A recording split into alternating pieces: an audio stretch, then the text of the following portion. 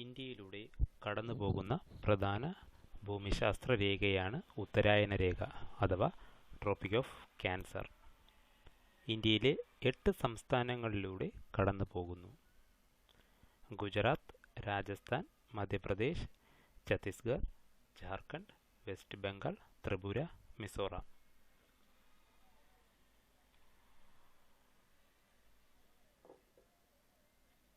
National development council parliament കഴിഞ്ഞാൽ നയതീരുമാനങ്ങളെടുക്കാൻ അധികാരമുള്ള ഏറ്റവും ഉയർന്ന സ്ഥാപനം ദേശീയ വികസന സമിതി, അതായത് national development council.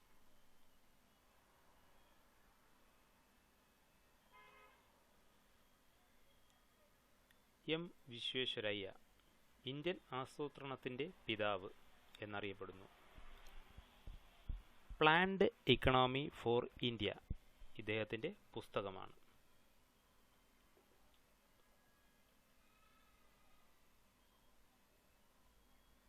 Doctor John Mathai കേന്ദ്ര മന്ത്രിസഭയിൽ ക്യാബിനറ്റ് അംഗമായിരുന്ന ആദ്യത്തെ കേരളീയൻ.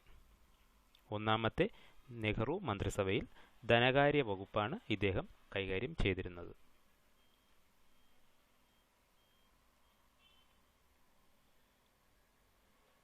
ബാലാമണിയമ്മ കേരളത്തിൽ നിന്നും ആദ്യമായി സരസ്വതി സമ്മാനം നേടിയ വ്യക്തി.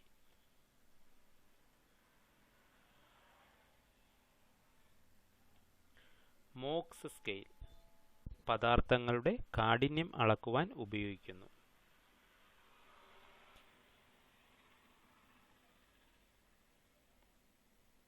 സ്പിഗ്മോ മാനോമീറ്റർ ബ്ലഡ് പ്രഷർ അഥവാ രക്തസമ്മർദ്ദം അളക്കുവാൻ ഉപയോഗിക്കുന്നത് സ്പിഗ്മോ മാനോമീറ്റർ.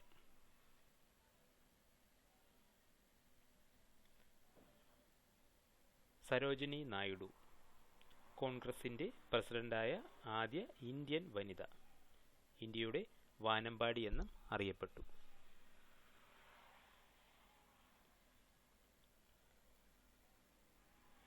രവീന്ദ്രനാഥ് ടാഗോർ ഇന്ത്യയുടെ ദേശീയ ഗാനമായ ജനഗണമന രചിച്ചു. The morning song of India എന്നാണ് ഇതിൻ്റെ ഇംഗ്ലീഷ് പരിഭാഷ. ഭാരത് വിധാത എന്ന പേരിൽ തുടക്കത്തിൽ അറിയപ്പെട്ടു. ആദ്യമായി ആലപിച്ചത് 1911 കൊൽക്കത്ത കോൺഗ്രസ് സമ്മേളനത്തിൽ. ബംഗാളി ഭാഷയിലാണ് രചന.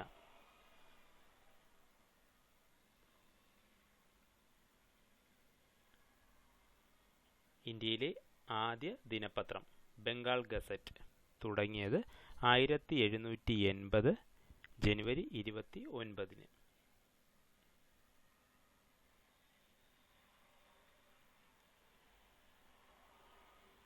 യുനെസ്കോ ലോക പൈതൃക സ്വത്തുക്കളുടെ പട്ടിക, അതായത് വേൾഡ് ഹെറിറ്റേജ് സൈറ്റ്സ് തയ്യാറാക്കുന്നത് യുനെസ്കോയാണ്.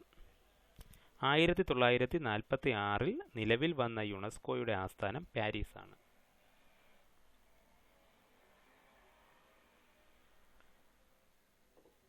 കറുത്ത വജ്രം എന്നറിയപ്പെടുന്നത് കൽക്കരിയാണ്.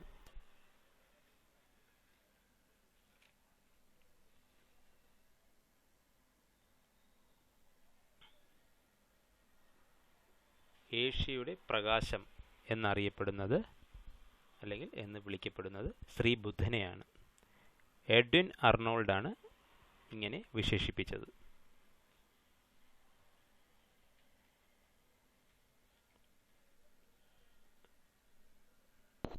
മുൻ അമേരിക്കൻ പ്രസിഡന്റുമാരായിരുന്ന George Washington, Thomas Jefferson, Theodore Roosevelt, Abraham Lincoln എന്നിവരുടെ മുഖങ്ങളാണ് റാഷ്മോർ മലയിൽ കൊത്തിവെച്ചിരിക്കുന്നത്.